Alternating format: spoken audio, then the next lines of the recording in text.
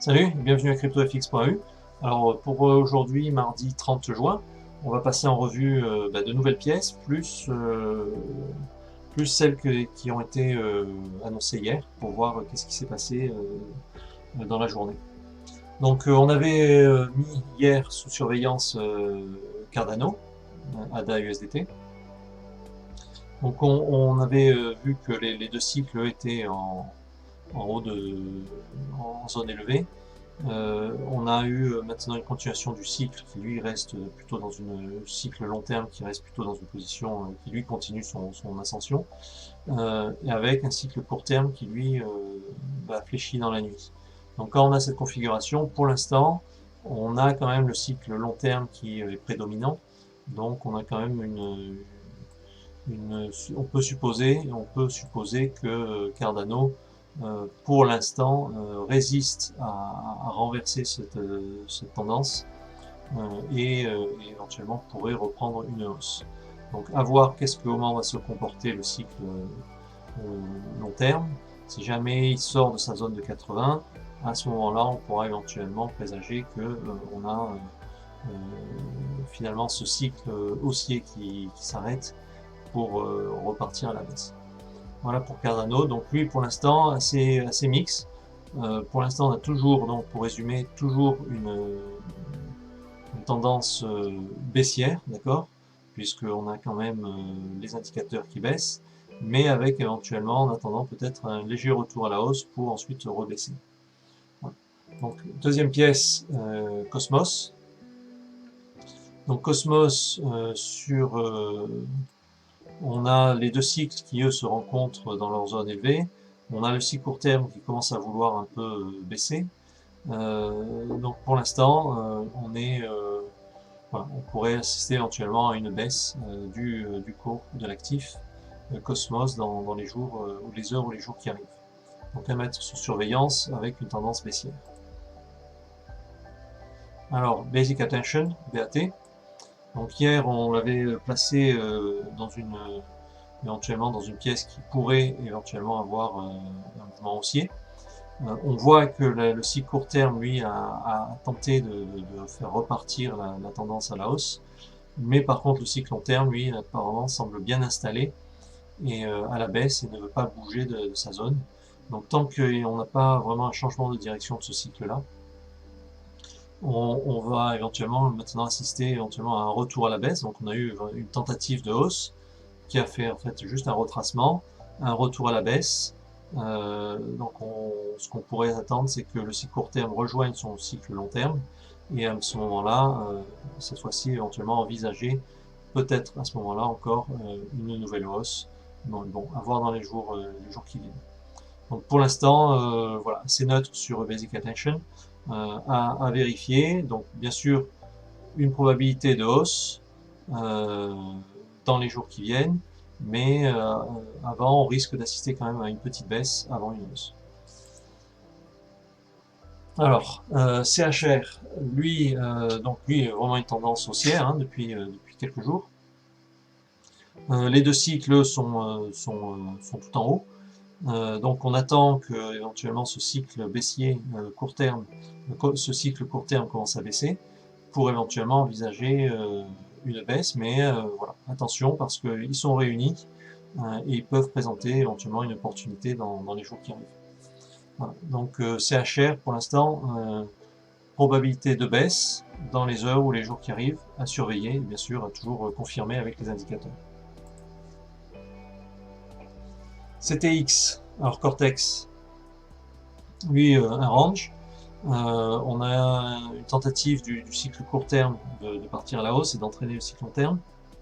Pour l'instant, ça c'est pas fait.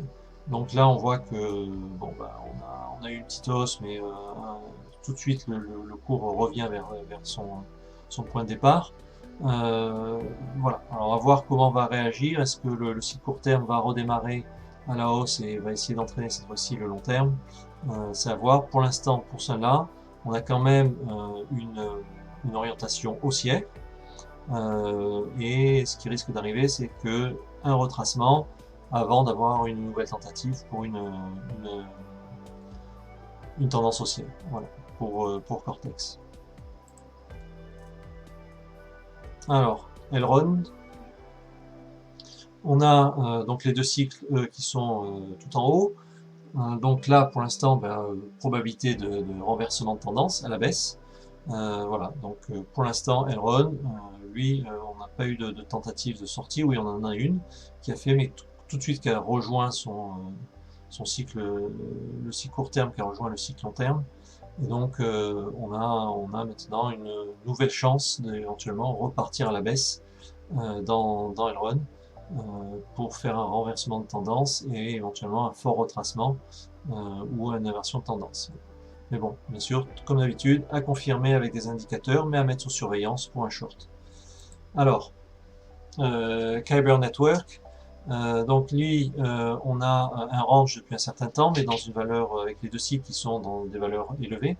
Donc, suite à une hausse assez rapide, hein, on a eu quand même une hausse de bien 10% à peu près, voilà, une dizaine de pourcents en une journée.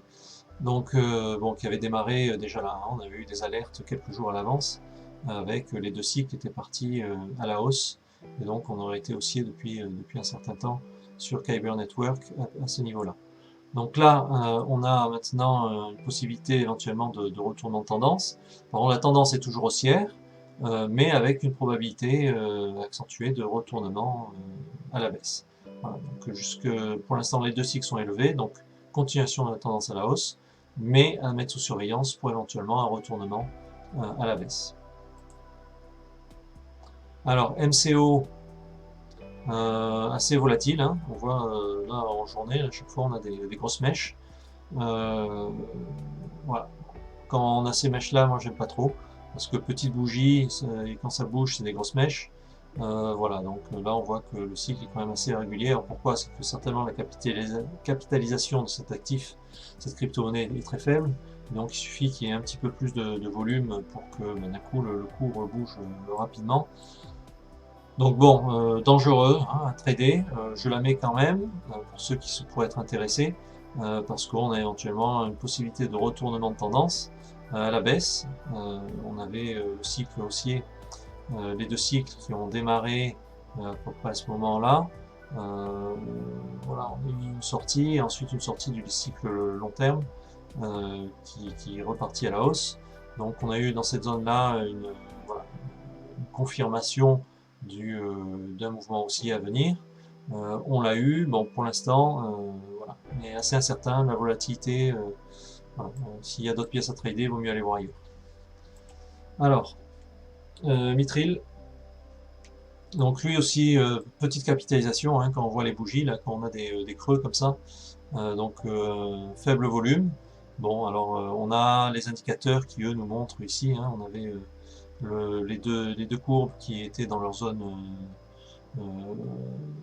inférieures qui sont sorties et qui ont permis, qui ont démontré, qui nous ont alerté sur une hausse. Là, on se retrouve dans cette même configuration avec éventuellement une possible baisse à venir. Voilà, bon, attention parce que quand même beaucoup de volatilité, on a des gaps, on a des bougies incomplètes, donc elles aussi comme MCO, faible capitalisation, donc assez dangereux à trader. Voilà, donc il vaut mieux aller chercher ailleurs. OMG, donc Omisego. Alors, on a bien sûr, de toute façon, toujours une hausse, on est toujours haussier, mais attention à mettre sous surveillance parce qu'on pourra avoir rapidement, dans les heures ou les jours qui viennent, un retournement de tendance sur cette pièce. Donc à mettre sous surveillance aussi pour éventuellement une baisse. Et on a Tron qui lui aussi continue est bien implanté dans une tendance haussière. On voit que hein, le cycle long terme, lui, ne veut pas bouger de son niveau haussier. On voit que ça commence à fléchir. Donc, bon, à confirmer, voilà, on pourrait éventuellement avoir sur Tron, dans les jours qui arrivent, une baisse, en tout cas un fort retracement pour venir remplir cette hausse, ou éventuellement vraiment un renversement de tendance. Donc voilà, on va rechercher une configuration comme ici, où on avait le cycle court terme, le cycle long terme qui se réorientent tous les deux à la hausse. Là, on va rechercher que les deux cycles se réorientent à la baisse en même temps.